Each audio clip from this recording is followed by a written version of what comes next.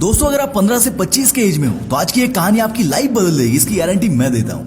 मेरे पापा कहते हैं कि पैसे कमाने से ज्यादा पैसा यूज कैसे करना है इसकी अकल होनी चाहिए। और जवानी की जोश में मैं कहता था कि पैसा ही इतना कमाओ कि उसे यूज करने की अकल ना हो तो भी कम ना पड़े। जॉब छोड़ने के बाद जब मैं बिजनेस में आया तब मैं 1 महीने में उतना पैसा कमा रहा था जितना मेरे पापा का 6 महीने का सैलरी था। पर एंड ऑफ द मंथ मेरे पास कोई सेविंग्स नहीं रहती थी, बिकॉज स्टॉक भी नवाबी हो चुके थे। तब मुझे पता चला कि भाई पापा जो बोल रहे थे वो बिल्कुल सही था। और इसके बाद मैं हाथ पैर मारने लगा, रिसर्च करने लगा। तब मैंने एक बुक पढ़ी थी, इसके अंदर एक कहानी थी जिसने मेरा दिमाग खोल के रख दिया। और ये स्टोरी सुनने के बाद आप लोगों का भी दिमाग घूमने ना लगे तो कहना। इस स्टोरी में कुछ टेक्निक्स आप सीखोगे जिसने मुझे सिखाया है कि कोई भी 20,000 रुपए कमाने वाला बंदा भी करोड़पति बन सकता है और कोई लाख रुपए कमाने वाला बंदा भी जिंदगी भर पैसों का प्रॉब्लम फेस कर सकता है। दोस्तों कहानी शुरू करने से पहले मैं आपको बता दूं कि ये सारी बातें मैं आपको डेविड बैक की बुक द ऑटोमेटिक मिलियनेयर इस बुक से बता रहा हूँ। इस स्टोरी के अलावा और भी बहुत सारी चीजें आप इस बुक से सीख सकते हो।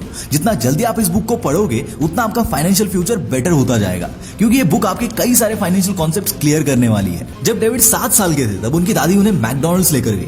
जैसे ही डेविड ने बर्गर खाना स्टार्ट किया तब उनकी दादी ने एक जबरदस्त डायलॉग बोला। उन्होंने कहा, डेविड इस दुनिया में 3 टाइप के लोग होते हैं, एक जो मैकडॉनल्ड्स में खाते हैं, दूसरे मैकडॉनल्ड्स में काम करते हैं और तीसरे मैकडॉनल्ड्स में इन्वेस्ट करते हैं।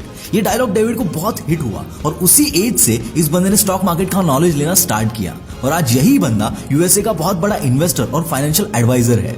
एक्चुअल स्टोरी तो यहाँ पर भी स्टार्ट नहीं हुई है। दोस्तों क्या हो अगर मैं आपको बताऊं कि असली ऑटोमेटिक मिलियनेयर डेविड नहीं बल्कि 99% नॉर्मल लोगों की तरह जॉब करने वाला एक नॉर्मल कपल है। यस इट इज शॉकिंग, पर इससे भी ज्यादा शॉक आगे इनकी स्टोरी सुन के लगने वाला है। जिम एंड सू ये कपल डेविड के पास फाइनेंशियल एडवाइस लेने के लिए आए थे, क्योंकि उन दोनों ने रिटायरमेंट का फैसला कर लिया था। पर उनका रिटायरमेंट का डिसीजन सुनकर डेविड शॉक हो गया, क्योंकि नॉर्मली लोग अपने 50s में या 60s में रिटायर होते हैं, पर जिम और सू उस टाइम में अपने लेट 40s में थे। और जिम ने अपनी पूरी लाइफ में कभी भी $40,000 पर ईयर से ज्यादा नहीं कमाया था। वो दिखने में भी एकदम सिंपल थे, कोई लग्जरियस ड्रेसिंग नहीं, कोई शानो शौकत नहीं। थोड़ा कंफ्यूज होकर डेविड ने पूछा कि आपको कोई लॉटरी लगी है क्या, या फिर विरासत में कोई प्रॉपर्टी मिली है जिसकी वजह से रिटायरमेंट जैसा डिसीजन आप इतना जल्दी ले रहे हो।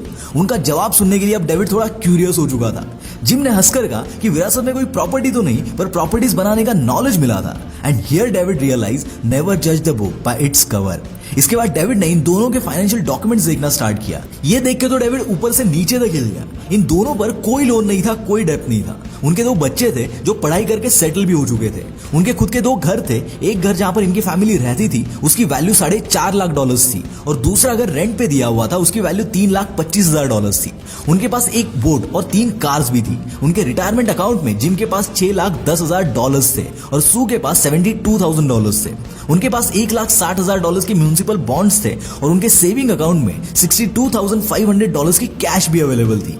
इन सब को मिला के जिम और सू की नेटवर्थ $2 मिलियन यानी कि 15 करोड़ के आसपास थी। ये देख के डेविड को समझ में आ गया कि ये दोनों रिटायर क्यों होना चाहते हैं। डेविड इन दोनों से बहुत इंप्रेस हुआ, क्योंकि एक नॉर्मल जॉब करके इन्होंने $2 मिलियन की नेटवर्थ बनाई थी, जो एक्चुअली में शॉकिंग है। डेविड ने उनको बताया कि हर हफ्ते वो नए नए क्लाइंट से मिलते रहते हैं। उनमें से बहुत से लोग सिर्फ रहते लग्जूरियस है, बाकी जेब खाली होती है। डेविड का एक क्लाइंट था जो ब्रांड न्यू पॉर्श चलाता था, रोलेक्स की घड़ी पहनता था। उसे देखकर तो वो बहुत अमीर लगता था, लेकिन जब डेविड ने उसके फाइनेंशियल डॉक्यूमेंट्स देखे तब उसे पता चला कि उस आदमी पर $8 लाख का लोन था। उसके ऊपर $75,000 का क्रेडिट कार्ड का बिल पेंडिंग था। उसकी जो पॉर्श कार थी वो भी उसने लीज पर लेकर रखी थी, और साथ ही उसको अपने 2 एक्स वाइफ्स को पैसे भी देने पड़ते थे। यार ऐसी शान शौकत का क्या फायदा जो एक दिन आपको लेकर ही डूबेगी। इसके बाद डेविड ने जिम और सू को उनका फाइनेंशियल सीक्रेट पूछा। इस पर सू ने कहा कि इस सीक्रेट को बहुत से लोग जानते हैं, फर्क सिर्फ इतना है कि हमने इसको अपने लाइफ में इंप्लीमेंट किया। उनका सीक्रेट था कि दूसरी चीजों का पेमेंट करने से पहले खुद का पेमेंट करो। मतलब ज्यादातर लोग सैलरी आने के बाद पहले अपने बिल्स पे करते हैं और फिर सेविंग्स या फिर इन्वेस्टमेंट करते हैं। सू ने कहा कि हम एकदम इसका उल्टा करते हैं, पहले इन्वेस्टमेंट और सेविंग्स करते हैं और फिर बचे हुए पैसों से बिल्स पे करते हैं। यहाँ उन दोनों को शुरुआत में थोड़ा बहुत एडजस्ट करना पड़ा, पर बाद में ये उनकी हैबिट बन गई, जिसने उनको ऑटोमेटिक मिलियनेयर बना दिया। दोस्तों हम लोग क्या करते हैं कि जैसे ही हमारे पास ज्यादा पैसे आते हैं हम हमारे इन्वेस्टमेंट बढ़ाने से ज्यादा हमारी लाइफस्टाइल इंप्रूव करने पर फोकस करते हैं। और याद रखना, इससे आप सिर्फ अमीर दिखोगे, अमीर बनोगे नहीं। और फाइनेंशियल फ्रीडम के लिए आपको छोटी सी ही सही पर एक रेगुलर अमाउंट इन्वेस्ट करनी होगी।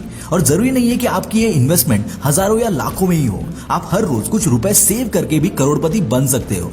इसका एक बहुत ही इन डिटेल एग्जांपल डेविड ने अपनी इस बुक में बताया है। एक बार डेविड के इन्वेस्टमेंट कोर्स में एक लड़की आई थी, उसका नाम था किम। भाई किम कार्दाशियन नहीं, सिर्फ किम। किम ने एक लाइव लेक्चर में डेविड को बोला था कि उनकी टिप्स एंड ट्रिक्स सिर्फ थियरी में ही ठीक है और प्रैक्टिकल लाइफ में उसका कोई यूज नहीं है। डेविड ने उसका मतलब पूछा तो किम ने कहा कि वो एक एम्प्लॉय है और उनके खर्चे बहुत मुश्किल से पूरे हो पाते हैं, तो उनके लिए डेली $5 सेव करना इम्पॉसिबल है। और किम की बात से सभी क्लासमेट्स अग्री कर रहे थे। Let me tell you, $5 approximately 375 rupees के आसपास आते हैं। डेविड ने किम का डाउट बहुत सिंपल तरीके से क्लियर किया। उन्होंने किम से उनका डेली खर्चा पूछा तो किम ने कहा कि ऑफिस जाते हुए वो double non fat latte buy करती है जिसका प्राइस $3.50 होता है, और लैटे के साथ साथ वो एक नॉन फैट मफिन भी खरीदती है जो $1.50 का होता है। ऐसी ही जूस, पावर बार, ऐसी चीजें मिलाकर किम टोटल $11.20 का डेली खर्चा करती थी, वो भी सिर्फ लंच से पहले। फिर डेविड ने किम से कहा कि मान लीजिए आपने एक कॉफी और मफिन्स को एलिमिनेट कर दिया और $5 सेव किए। अभी आप 23 साल की है, ऐसे ही $5 मंथली के हिसाब से $150 और ईयर के हिसाब से $1800 होते हैं। 10% yearly average stock market return रखे तो ऐसे ही 65 की एज तक किम टोटल $1.2 मिलियन सेव कर सकती है। और अगर हम इसे इंडियन रुपीज में कन्वर्ट करें तो इसकी वैल्यू 9 करोड़ रुपए होती है। दोस्तों, मुझे भी ये सुन के शॉक लगा था। इस बुक में ऐसी कई सारी चीजें जो आपको अर्ली स्टेज में फाइनेंशियली फ्री कराने में हेल्प कर सकती है।